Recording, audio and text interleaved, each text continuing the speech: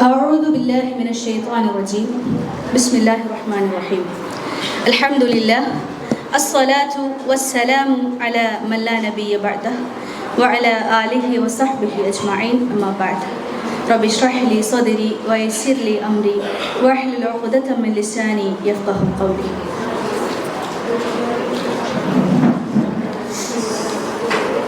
രക്ഷയിൽ പക്ഷപാതിത്വം കാണിക്കാത്ത രക്ഷിതാവിൻ്റെ കരുണാകടാക്ഷം നമ്മിലേവരിലും സദാ വർഷിക്കുമാറാവട്ടെ. വേദിയിലും സദസ്സിലുമുള്ള ആദരണീയരായ വ്യക്തിത്വങ്ങളെ, പ്രിയ സഹോദരിമാരെ, എന്തെങ്കിലും പിശകുണ്ടെങ്കിൽ മാന്യ വായനക്കാർ ക്ഷമിക്കുക. വലതു കൈകൊണ്ട് പുസ്തകം പകർത്തി എഴുതവേ മറുകരം കൊണ്ടെൻ്റെ കുഞ്ഞിനെ തൊട്ടിലാട്ടുകയായിരുന്നു ഞാൻ. ഇത് പറഞ്ഞത് മറിയം അൽ വറാഖയാണ്. മറിയം അൽ വറാഖ ജാമിഅ സ്വഹീഹ് പകർത്തി എഴുതവേ അതിൻ്റെ ആമുഖത്തിൽ എഴുതിയ വരികളാണിവ. സ്ത്രീ അവര് ഇസ്ലാമിക സമൂഹത്തിലുള്ള മുസ്ലിം സ്ത്രീയെ കുറിച്ച് അല്ലെങ്കിൽ അവരുടെ വൈജ്ഞാനിക സംഭാവനകളെ കുറിച്ച് നാം പറയുമ്പോൾ അതിനു മുന്നോടിയായിട്ട് ജാഹിലിയ കാലഘട്ടത്തിലെ സ്ത്രീകളെ കുറിച്ചും നാം പറയേണ്ടിയിരിക്കുന്നു. وَإِذَا بُشِّرَ أَحَدُهُمْ بِالْأُنْثَى ظَلَّ وَجْهُهُ مُسْوَدًّا وَهُوَ كَظِيمٌ. അവരിൽ ഒരാൾക്ക് ഒരു പെൺകുഞ്ഞുണ്ടായ സന്തോഷവാർത്ത നൽകപ്പെട്ടാൽ കോപാകുലനായിട്ട് അവന്റെ മുഖം കറുത്തിരുണ്ടു പോകുന്നു എന്ന് സൂറത്തു നഹ്ല് 58-ാമത്തെ ആയത്തിൽ അല്ലാഹു സുബ്ഹാനഹു വ തആല പറയുന്നുണ്ടല്ലോ. പെൺകുഞ്ഞിന് ജനിക്കാനുള്ള സ്വാതന്ത്ര്യം പോലും നിഷേധിക്കപ്പെട്ട സമൂഹത്തിലേക്ക് ആഗതനായ പ്രവാചകൻ സല്ലല്ലാഹു അലൈഹി വസല്ലം അവരുടെ മകൾ, ഭാര്യ, മാതാവ് എന്നീ നിലയിലുള്ള അവകാശങ്ങളും ഉത്തരവാദിത്തങ്ങളും വിശദീകരിച്ചു. റസൂൽ സല്ലല്ലാഹു അലൈഹി വസല്ലം പറഞ്ഞതായി ഉഖ്ബ ബിൻ ആമിർ നിവേദനം ചെയ്യുന്നു: പെൺകുട്ടികളോട് പരുഷമായി പെരുമാറരുത്, കാരണം നിങ്ങളുടെ ഹൃദയങ്ങളിലേക്ക് സമാശ്വാസം നൽകുന്ന നിധികളാണവർ. ആണിനെയും പെണ്ണിനെയും ഒരേ ആത്മാവിൽ നിന്ന് സൃഷ്ടിച്ചു എന്ന് ഖുർആൻ ഊന്നി പറഞ്ഞിട്ടുണ്ടല്ലോ, അല്ലേ? എല്ലാവരും ശ്രദ്ധിക്കുന്നുണ്ടല്ലോ, അല്ലേ? മറ്റൊരു സൂറത്ത് ആലു ഇമ്രാനിൽ 195-ാമത്തെ ആയത്തില് അല്ലാഹു സുബ്ഹാനഹു വ തആല ഇങ്ങനെയും പറയുന്നുണ്ട്: ഇന്നി ലാ ഉദീഉ അമല ആമിലിൻ മിൻകും മിൻ ദകരിൻ ഔ ഉൻസ ബഅദുകും മിൻ ബഅദ്. സ്ത്രീയാവട്ടെ പുരുഷനാവട്ടെ, നിങ്ങളിൽ ആരുടെയും കർമ്മത്തെ ഞാൻ നിഷ്ഫലമാക്കുന്നില്ല. നിങ്ങളെല്ലാവരും ഒരേ വർഗത്തിൽപ്പെട്ടവരാണല്ലോ. ലിംഗമോ വർഗമോ ജാതിയോ അല്ല ഇസ്ലാമിൽ വിജ്ഞാനത്തിൻ്റെ അളവുകോൽ, മറിച്ച് ധിഷണയും സ്വഭാവശുദ്ധിയും വൈജ്ഞാനിക വിഷയങ്ങളിലെ അവഗാഹവുമാണെന്ന് നമുക്ക് ഇതിൽ നിന്നും വിധി എഴുതാം. ഇതര സമുദായത്തിൽ കാണാത്ത തരത്തിൽ മതരംഗത്ത് ഫഖീഹ്, ആലിം, മുഫ്തി തുടങ്ങിയ സ്ഥാനമാനങ്ങൾ ഇസ്ലാം സ്ത്രീക്ക് നൽകുന്നതായി കാണാം. ഇസ്ലാമിക വിജ്ഞാനീയങ്ങളുടെ പ്രഥമ സ്രോതസ്സുകൾ ഖുർആനും തിരുസുന്നത്തുമാണ്. പ്രവാചക കാലഘട്ടത്തിലെ സ്വഹാബി വനിതകളിൽ അധികവും ഖുർആൻ ഹൃദിസ്ഥമാക്കുവാനും പ്രവാചകരിൽ നിന്ന് ഹദീസുകൾ സ്വീകരിക്കുവാനും അവ അവലോകനം ചെയ്ത് ഫത്വകൾ നൽകുവാനും മുന്നോട്ട് വന്നിരുന്നു. ഇമാം ഇബ്നുൽ ഖയ്യിം അൽ ജൗസി റഹിമഹുല്ലാഹ് അദ്ദേഹത്തിൻ്റെ ഇഅ്ലാമുൽ മുവഖ്ഖിഈൻ അൻ റബ്ബിൽ ആലമീൻ എന്ന ഗ്രന്ഥത്തിൽ പറയുന്നു: ഫത്വകൾ മനപാഠമാക്കിയ 130-ലധികം സ്വഹാബികളിൽ 22 പേർ സ്ത്രീകളായിരുന്നു. ഉമ്മുൽ മുഅ്മിനീൻ ആയിഷ, ഉമ്മുൽ മുഅ്മിനീൻ ഉമ്മു സലമ, ഉമ്മു അത്തിയ, ഉമ്മുൽ മുഅ്മിനീൻ ഹഫ്സ, ഉമ്മുൽ മുഅ്മിനീൻ ഉമ്മു ഹബീബ, ലൈല ബിൻ ഖാനിഫ സഖഫിയ, അസ്മാ ബിൻ അബി ബക്കർ, ഉമ്മു ഷരീഖ്, ഹൗല ബിൻ തുവൈത്തുൽ അസദിയ, ഉമ്മു ദർദാ അൽ കുബ്ര, ആതിക ബിൻ സെയ്ദ് ബിൻ അംർ, സഹ്ല ബിൻ സുഹൈൽ, ഉമ്മുൽ മുഅ്മിനീൻ ജുവൈരിയ, ഉമ്മുൽ മുഅ്മിനീൻ മൈമൂന, ഫാത്തിമ ബീവി, ഫാത്തിമ ബിൻ ഖൈസ്, സൈനബ് ബിൻ ഉമ്മു സലമ, നബി സല്ലല്ലാഹു അലൈഹി വസല്ലമയുടെ വളർത്തുമ്മയായ ഉമ്മു ഐമൻ, സേവകയായിരുന്ന ഉമ്മു യൂസുഫ്, ഖാമിദിയ റളിയല്ലാഹു അൻഹുന്ന എന്നിങ്ങനെ നൽകിയ ഫത്വകളുടെ തോതനുസരിച്ച് ഇവരെ നമുക്ക് ക്രമീകരിക്കാൻ സാധിക്കും. ഇനി നമുക്കറിയാം ഖൈറുൽ ഖുറൂൻ അല്ലേ, 3 നൂറ്റാണ്ടുകൾ റസൂൽ സല്ലല്ലാഹു അലൈഹി വസല്ലമയുടെ കാലഘട്ടം, അതിനുശേഷമുള്ള താബിഈകളുടെ കാലഘട്ടം, താബികളുടെ കാലഘട്ടം. ഇവരുടെ ജ്ഞാന സമ്പാദന മാർഗങ്ങൾ എന്തെല്ലാമായിരുന്നു എന്ന് പരിശോധിച്ചു കഴിഞ്ഞാൽ, ജ്ഞാന സമ്പാദനം നടത്താൻ താല്പര്യമുള്ള സ്ത്രീകൾക്ക് തുറന്ന ഇടത്തിൽ വെച്ച് തന്നെ അറിവ് നേടാനുള്ള സാഹചര്യങ്ങൾ ഇസ്ലാം എന്നും നൽകിയിരുന്നു. പ്രായപൂർത്തിയായവരും അല്ലാത്തവരുമായ സ്ത്രീകൾ അശുദ്ധിയുടെ സമയത്താണെങ്കിൽ പോലും വിജ്ഞാന സദസ്സിൽ പങ്കെടുക്കണമെന്ന് റസൂൽ സല്ലല്ലാഹു അലൈഹി വസല്ലം നിർദ്ദേശിച്ചു. സ്ത്രീകളുടെ സംശയങ്ങൾക്ക് മറുപടി നൽകാൻ പ്രവാചകൻ സല്ലല്ലാഹു അലൈഹി വസല്ലം എപ്പോഴും ശ്രമിച്ചിരുന്നു. സ്വജനങ്ങളിലെ പണ്ഡിതരിൽ നിന്നും, നാട്ടിൻ പുറത്തെ അധ്യാപകരിൽ നിന്നും, നാട്ടിലേക്ക് വന്ന ഇതര പണ്ഡിതരിൽ നിന്നുമെല്ലാം അവർ അറിവ് നുകർന്നു. ഇതര നാടുകളിലേക്ക് അധ്യാപകരെ തേടി അവർ യാത്ര ചെയ്തു. സഹാബി വനിതകളെ കുറിച്ച് കൂടിയാണ് കേട്ടോ ഈ പറയുന്നത്. അതുപോലെ തന്നെ അധ്യാപകരോട് സംശയം ചോദിച്ച് അവർ കത്തുകൾ അയച്ചിരുന്നു എന്നും ചരിത്രത്തിൽ കാണാൻ സാധിക്കും. അജ്ഞത എന്ന രോഗത്തിന്റെ മാർഗം, ശമന മാർഗം ചോദിക്കുകയാണ് എന്ന് പ്രവാചകൻ സല്ലല്ലാഹു അലൈഹി വസല്ലം പറയുന്നു. അറിയാത്തവ ചോദിക്കുകയും മനസ്സിലാക്കുകയും ചെയ്താലാണ് അജ്ഞത മാറുക എന്നർത്ഥം. സ്ത്രീകളുമായി ബന്ധപ്പെട്ട കാര്യങ്ങൾ ചർച്ച ചെയ്യാൻ പ്രത്യേക ദിവസം തന്നെ പ്രവാചകൻ സല്ലല്ലാഹു അലൈഹി വസല്ലം മാറ്റിവെച്ചിരുന്നു. അറിവിന്റെ കാര്യത്തിൽ ലജ്ജ പാടില്ല. ലജ്ജാലുക്കൾക്കും അഹങ്കാരികൾക്കും അറിവ് നേടാനാവില്ല എന്നതത്രേ പണ്ഡിതവാക്യം. ആയിഷ റളിയല്ലാഹു അൻഹ ഇങ്ങനെ പറഞ്ഞുവല്ലോ, അൻസ്വാരി വനിതകൾ എത്ര നല്ലവർ, ദീനിനെ കുറിച്ച് മനസ്സിലാക്കുന്നതിൽ നിന്ന് ലജ്ജ അവരെ തടഞ്ഞില്ല എന്ന്. ഉമ്മു സലമ റളിയല്ലാഹു അൻഹ റിപ്പോർട്ട് ചെയ്യുന്നു, ഉമ്മു സുലൈം റളിയല്ലാഹു അൻഹ റസൂൽ സല്ലല്ലാഹു അലൈഹി വസല്ലമയോട് സ്വപ്നസ്ഖലനം ഉണ്ടായാൽ സ്ത്രീകൾ കുളിക്കേണ്ടതുണ്ടോ എന്ന് ചോദിച്ചപ്പോൾ അതേ എന്ന് അദ്ദേഹം മറുപടി പറഞ്ഞു അത്രേ. അസ്മാ ബിൻത് ശക്കൽ റളിയല്ലാഹു അൻഹ ആർത്തവാന്ത്യമുള്ള കുളിയെക്കുറിച്ച് ചോദിച്ചപ്പോൾ പ്രവാചകൻ സല്ലല്ലാഹു അലൈഹി വസല്ലം അത് വിശദീകരിക്കുകയുണ്ടായി എന്ന് നമുക്കറിയാം. അതുകൊണ്ട് തന്നെയാണ് സ്വർഗലോകത്തിൽ നിന്നുള്ള ദിവ്യബോധനം നിലച്ചുവല്ലോ എന്നോർത്ത് ഉമ്മു ഐമൻ റളിയല്ലാഹു അൻഹ കണ്ണീരണിഞ്ഞത്. മാതാക്കളിൽ നിന്നും അവർ അറിവ് നേടി. നുസാബ ബിൻത് അജ്ലാൻ മാതാവ് ഉമ്മു ഹഫ്സിൽ നിന്നും, അവർ സഫിയ ബിൻത് ജരീറിൽ നിന്നും, അവർ ഉമ്മു ഹക്കീം ബിൻത് വദായിൽ നിന്നും റിപ്പോർട്ട് ചെയ്യുന്നതായി കാണാം. അള്ളാഹുവിൻ്റെ ദൂതർ സല്ലല്ലാഹു അലൈഹി വസല്ലം പറയുന്നതായി ഞാൻ കേട്ടു, ഒരു പിതാവിൻ്റെ പ്രാർത്ഥന മറകടന്നു പോകുന്നു, അതായത് നേരിട്ട് അള്ളാഹുവിലേക്ക് എത്തുന്നു എന്നർത്ഥം. മാതാവ് എന്ന പദവിക്ക് ഇസ്ലാം പിതാവിനേക്കാൾ പ്രാധാന്യം നൽകി. മക്കളെ ധാർമ്മിക മാർഗത്തിൽ കരുത്തുള്ളവരായി വളർത്തുക എന്നത് വലിയ കടമ തന്നെയാണ്. പണ്ഡിതകളായ സ്വഹാബി വനിതകൾ താബിഉകളിലെ പണ്ഡിതർക്ക് ജന്മം നൽകിയതായി ചരിത്രത്തിൽ കാണാം. മുഹദ്ദിസത്തും നിയമജ്ഞയുമായിരുന്ന ഫാത്തിമ ബിൻത് അൽ മുൻദിർ ബിൻ അൽ ജുബൈർ തൻ്റെ പിതാമഹിയായിരുന്ന അസ്മാ ബിൻ അബൂബക്കർ റളിയല്ലാഹു അൻഹയിൽ നിന്നും ധാരാളം ഹദീസ് ലഭിച്ചിട്ടുണ്ട്. ഭർത്താക്കന്മാരിൽ നിന്നും അറിവ് നേടിയ സ്വഹാബി വനിതകൾ വിവാഹം ജ്ഞാനസമ്പാദനത്തിന് തടസ്സമല്ല, മറിച്ച് പ്രചോദനമാണ് എന്ന് തെളിയിച്ചു. സുപ്രസിദ്ധ സ്വഹാബി സൽമാൻ അൽ ഫാരിസി റളിയല്ലാഹു അൻഹു ഭാര്യയായിരുന്ന ബുഖൈറ അദ്ദേഹത്തിൽ നിന്ന് ഹദീസ് സ്വീകരിച്ചു. ഉമ്മു ദർദ റളിയല്ലാഹു അൻഹ ഭർത്താവായിരുന്ന അബു ദർദയിൽ നിന്നും അറിവ് നേടി. ഇവിടെ ഒരു കാര്യം സൂചിപ്പിക്കാനുള്ളത്, ഉമ്മു ദർദ ഒരു സ്വഹാബി വനിത എന്ന് പറഞ്ഞാൽ അവര് റസൂലിനെ കണ്ടിട്ടില്ല, അവര് താബിഈയാണ്. റസൂൽ സല്ലല്ലാഹു അലൈഹി വസല്ലമയുടെ കാലഘട്ടത്തിൽ ജീവിച്ചു, പക്ഷേ റസൂൽ സല്ലല്ലാഹു അലൈഹി വസല്ലമയെ കണ്ടിട്ടില്ലാത്ത ഒരു താബിഈയാണ് ഉമ്മു ദർദ റളിയല്ലാഹു അൻഹ. അപ്രകാരം തന്നെയാണ് അബൂ സഈദ് അൽ ഖുദരിയിൽ നിന്നും ഹദീസ് ശേഖരിച്ച ഭാര്യ സൈനബ് ബിൻ കഅബ് റളിയല്ലാഹു അൻഹ.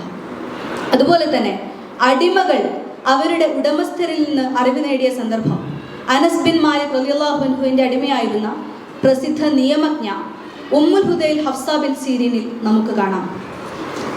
ഭാര്യമാരിൽ നിന്നും ഭർത്താക്കന്മാർ ഹദീസ് നിവേദനം ചെയ്ത സന്ദർഭവും ചരിത്രത്തിലുണ്ട്. മുആദ് ബിൻ അബ്ദുല്ലാഹി ബിൻ ഹബീബ് തൻ്റെ ഭാര്യയോട് ചോദിച്ചു, എപ്പോഴാണ് കുട്ടികൾ നമസ്കരിക്കേണ്ടത്? അവർ മറുപടി പറഞ്ഞു. ഇതേ വിഷയവുമായി പ്രവാചകനടുത്ത് ചെന്ന സ്ത്രീയോട് പ്രവാചകൻ സല്ലല്ലാഹു അലൈഹി വസല്ലം പറഞ്ഞു, കുട്ടി തൻ്റെ വലതും ഇടതും തിരിച്ചറിയാൻ തുടങ്ങുമ്പോൾ അവനോട് നമസ്കരിക്കാൻ കൽപ്പിക്കുക. അറിവ് നേടുക മാത്രമല്ല, അത് മറ്റുള്ളവർക്ക് പകർന്നു നൽകുവാനും അവർ മുന്നോട്ട് വന്നു. വീടുകളിൽ സംശയ നിവാരണത്തിന് വരുന്നവർക്ക് അത് തീർത്തു കൊടുത്തു. പള്ളികളിലും ഇതര വിജ്ഞാന സദസ്സുകളിലും അവർ അറിവ് പകർന്നു നൽകി.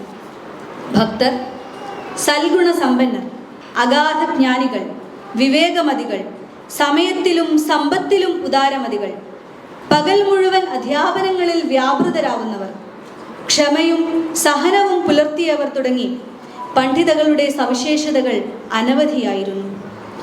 ഇമാം ബുഖാരി റഹിമഹുല്ലാഹ് തൻ്റെ അൽ ജാമിയ സ്വഹീഹ് എന്ന ഗ്രന്ഥത്തിൽ 31 സ്വഹാബി വനിതകൾ റിപ്പോർട്ട് ചെയ്ത ഹദീസുകൾ ചേർത്തിട്ടുണ്ട്.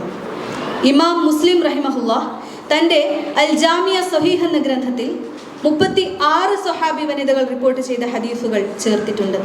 ഇബ്നു മാജ, അബൂ ദാവൂദ് തുടങ്ങിയവരുടെ ഗ്രന്ഥങ്ങളിലും ധാരാളം ഹദീസുകൾ സ്വഹാബി വനിതകൾ റിപ്പോർട്ട് ചെയ്തതായി കാണാം.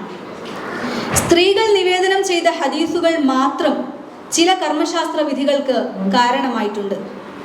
ത്വഹാറത്തിൻ്റെ വിഷയത്തിൽ സ്ത്രീകൾക്ക് പ്രത്യേകമായ ശുദ്ധീകരണത്തെക്കുറിച്ച് നിവേദനം ചെയ്തിട്ടുള്ളത് സ്ത്രീകൾ മാത്രമാണ്. ജനാസയെക്കുറിച്ച്, സ്വലാത്തിനെക്കുറിച്ച്, ദാനധർമ്മങ്ങളെക്കുറിച്ച്, എന്തിനേറെ ഹജ്ജ് തീർത്ഥാടനവുമായി ബന്ധപ്പെട്ട കർമ്മങ്ങളെക്കുറിച്ച് പോലും സ്ത്രീകൾ നിവേദനം ചെയ്ത ഹദീസുകൾ ഉണ്ട്. ഹജ്ജത്തുൽ വദായിലെ ജനസാഗരത്തിനിടയിലും പ്രവാചകൻ സല്ലല്ലാഹു അലൈഹി വസല്ലം സ്ത്രീകളെ പരിഗണിച്ച് സംശയങ്ങൾക്ക് മറുപടി നൽകി. പ്രവാചകന്റെ സ്വകാര്യ ജീവിതവുമായി ബന്ധപ്പെട്ട ഹദീസുകൾ അധികവും റിപ്പോർട്ട് ചെയ്തത് സ്ത്രീകളാണ്. ഇനി ഇവരിൽ പ്രധാനികളായിട്ടുള്ള ഈ പറഞ്ഞ ആളുകളെല്ലാം പ്രധാനികളാണെങ്കിലും അവരിൽ ചിലരെ മാത്രം ഞാനിവിടെ സൂചിപ്പിക്കുകയാണ്. ഒന്നാമതായി ഉമ്മുൽ മുഅ്മിനീൻ ആയിഷ റളിയല്ലാഹു അൻഹയെ കുറിച്ചാണ്. അബൂ സലമ അബ്ദുറഹ്മാനിൽ നിന്ന് ഉദ്ധരിക്കുന്നുണ്ട്, വിശുദ്ധ ഖുർആനിലെ ഓരോ സൂക്തത്തിൻ്റെയും ആശയതലം വിവരിക്കുന്നതിലും ഫിഖ്ഹിലും ഹദീസിലും ആയിഷ റളിയല്ലാഹു അൻഹയേക്കാൾ വ്യുൽപ്പത്തിയുള്ള ഒരാളെയും ഞാൻ കണ്ടിട്ടില്ല. ചെറിയ പ്രായത്തിൽ തന്നെ റസൂൽ സല്ലല്ലാഹു അലൈഹി വസല്ലമയുടെ ജീവിതത്തിലേക്ക് കടന്നു വന്ന ആയിഷ ധിഷണ കൊണ്ടും ഓർമ്മശക്തി കൊണ്ടും സമ്പന്നയായിരുന്നു. ആദ്യ നൂറ്റാണ്ടിലെ 7 പണ്ഡിത മഹത്തുക്കളിൽ ഒരാളായി ചരിത്രകാരന്മാർ അവരെ എണ്ണുന്നു. ഇമാം ഇബ്നുൽ ഖയ്യിം ലോകത്തെ ഏറ്റവും കർമ്മശാസ്ത്ര പരിജ്ഞാനമുള്ള വനിതയായി ആയിഷ ബീവിയെ വിശേഷിപ്പിച്ചു. ബീവിയുടെ വഫാത്ത് വരെയും അബൂബക്കർ റളിയല്ലാഹു അൻഹു, ഉമർ റളിയല്ലാഹു അൻഹു, ഉസ്മാൻ റളിയല്ലാഹു അൻഹു തുടങ്ങി പ്രമുഖരെല്ലാം ഫത്വക്കായി അവരെ ആശ്രയിച്ചിരുന്നു എന്ന് സഅദ് അൽ ബസരി അത്തൊബക്കാത്ത് എന്ന ഗ്രന്ഥത്തിൽ പറയുന്നുണ്ട്. സ്ത്രീ സ്വന്തം ശരീരത്തെ തൊട്ട് നിർഭയമാകുമ്പോൾ അവൾക്ക് മഹ്റമില്ലാതെ യാത്ര ചെയ്യാം എന്ന് ബീവി ഫത്വ നൽകി. ഇസ്ലാമിക ശരീഅത്ത് നിയമങ്ങളിലെ 4 ഭാഗം ബീവിയിൽ നിന്ന് ഉദ്ധരിക്കപ്പെട്ടതാണെന്ന് ഇമാം ബദറുദ്ദീൻ സർക്കശി പറയുന്നു. ജാരസന്തതിയെ നമസ്കാരത്തിന് നേതൃത്വം നൽകുന്നതിൽ വിലക്ക് കൽപ്പിക്കുന്ന വിഷയത്തിൽ പാപം പേറുന്ന ഒരാളും മറ്റൊരാളുടെ പാപഭാരം ഏറ്റെടുക്കുകയില്ല എന്നവർ മറുപടി നൽകി. വലാ തസിറു വാസിറത്തുൻ വിസ്ര ഉഖ്റ എന്ന ആയത്ത് വെച്ചിട്ട് കർമ്മശാസ്ത്രം, ഹദീസ്, ഖുർആൻ വ്യാഖ്യാനം, ശരീഅത്ത്, സാഹിത്യം, കവിത, കുടുംബ പരിജ്ഞാനം, പ്രതാപം, വൈദ്യം, ചരിത്രം തുടങ്ങിയവയിലെല്ലാം അവർക്ക് പരിജ്ഞാനമുണ്ടായിരുന്നു എന്ന് സഈദ് അഫ്ഗാനിയുടെ അൽ ഇജാബ ഫി മസ്ദറഖതുഹു ആയിഷ അല സ്വഹാബ എന്ന പുസ്തകത്തിൻ്റെ ആമുഖത്തിൽ കാണാം. റസൂലിൻ്റെ വഫാത്തിൻ്റെ സമയത്ത് മഹദിക്ക് 18 വയസ്സ് കഴിഞ്ഞിട്ടില്ലായിരുന്നു എന്നത് ശ്രദ്ധാർഹമാണ്. ധാരാളം ശിഷ്യഗണങ്ങളുള്ള അധ്യാപിക കൂടിയായിരുന്നു അവർ. അംറ ബിൻ അബ്ദുറഹ്മാൻ അൻസാരി, സഫിയ ബിൻ ഷൈബ, ഉമ്മു ദർദ തുടങ്ങിയവരെല്ലാം അവരുടെ ശിഷ്യരിൽ പ്രമുഖരാണ്. അടുത്തതായി സഹാബി വനിതകളുടെ കൂട്ടത്തിലെ ഖതീബ, പ്രാസംഗിക അസ്മാ ബിൻത് യസീദ് റളിയല്ലാഹു അൻഹയെ കുറിച്ചാണ് പറയുവാനുള്ളത്. ഔസ് ഗോത്രക്കാരിയായ അൻസാരി വനിത അസ്മാ ബിൻത് യസീദ് റളിയല്ലാഹു അൻഹ സാഹിത്യ സംവേദന വേദികളിൽ ജ്വലിച്ചു നിന്ന പണ്ഡിതയും മനുഷ്യാവകാശ പ്രവർത്തകയുമായിരുന്നു. ലജ്ജ ഏതുമില്ലാതെ പ്രവാചകനോട് സംശയ നിവാരണം നടത്തുകയും അത് സ്ത്രീജനങ്ങളിൽ എത്തിക്കുകയും ചെയ്ത അവർ ഖതീബത്തുൻ നിസാ എന്ന് അറിയപ്പെട്ടു.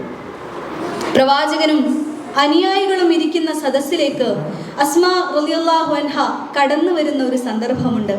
അവർ പറയുന്നു, എൻ്റെ ഉപ്പയാണേ, എൻ്റെ ഉമ്മയാണേ റസൂലേ, ഞാൻ വന്നിരിക്കുന്നത് സ്ത്രീകളുടെ പ്രതിനിധിയായിട്ടാണ്. താങ്കളെ അള്ളാഹു റസൂലായി നിയോഗിച്ചിട്ടുള്ളത് മുഴുവൻ സ്ത്രീ പുരുഷന്മാരിലേക്കുമാണല്ലോ. അങ്ങനെ ഞങ്ങൾ താങ്കളിൽ വിശ്വസിച്ചു, താങ്കളെ പിന്തുടർന്നു. ഞങ്ങൾ സ്ത്രീകൾ പരിമിതപ്പെട്ടവരും പലതും ചെയ്യാൻ കഴിയാത്തവരുമാണ്. നിങ്ങളുടെ വീടുകളിൽ ഇരിക്കേണ്ടവരാണല്ലോ ഞങ്ങൾ. നിങ്ങളുടെ ശാരീരികാവശ്യങ്ങളുടെ പൂർത്തീകരണം ഞങ്ങളിൽ നടക്കുന്നു. നിങ്ങളുടെ കുഞ്ഞുങ്ങളെ ഞങ്ങൾ ഗർഭം ധരിക്കുന്നു. പുരുഷന്മാരെ, പല നിലയിൽ ഒത്തുകൂടാൻ ഭാഗ്യം സിദ്ധിച്ചവരും അങ്ങനെ ഞങ്ങളെക്കാൾ ശ്രേഷ്ഠത കൈവരിക്കുന്നവരുമാണ് നിങ്ങൾ. നിങ്ങൾ രോഗിപരിചരണം നടത്തുന്നു, ജനാസയ്ക്കൊപ്പം പോകുന്നു, ഹജ്ജിന് ശേഷം പിന്നെയും ഹജ്ജ് ചെയ്യുന്നു. എല്ലാത്തിനുമുപരി അള്ളാഹുവിൻ്റെ മാർഗത്തിൽ സമരത്തിന് പോകുന്നു. നിങ്ങളിൽ ഒരു പുരുഷൻ ഹജ്ജിനോ ഉംറക്കോ ദൈവമാർഗത്തിലെ പോരാട്ടത്തിനോ പുറപ്പെട്ടാൽ നിങ്ങളുടെ സ്വത്ത് സംരക്ഷിക്കുന്നത് ഞങ്ങൾ, നിങ്ങൾക്ക് വേണ്ടി വസ്ത്രങ്ങൾ തുന്നുന്നത് ഞങ്ങൾ, നിങ്ങളുടെ കുട്ടികളെ നോക്കുന്നത് ഞങ്ങൾ. അപ്പോൾ നിങ്ങൾ നേടിയെടുക്കുന്ന പുണ്യങ്ങളിലും പ്രതിഫലങ്ങളിലും ഞങ്ങൾക്ക് കൂടി പങ്കുണ്ടാകേണ്ടതില്ലേ എന്നാണ് അസ്മാ റളിയല്ലാഹു അൻഹ ചോദിക്കുന്നത്.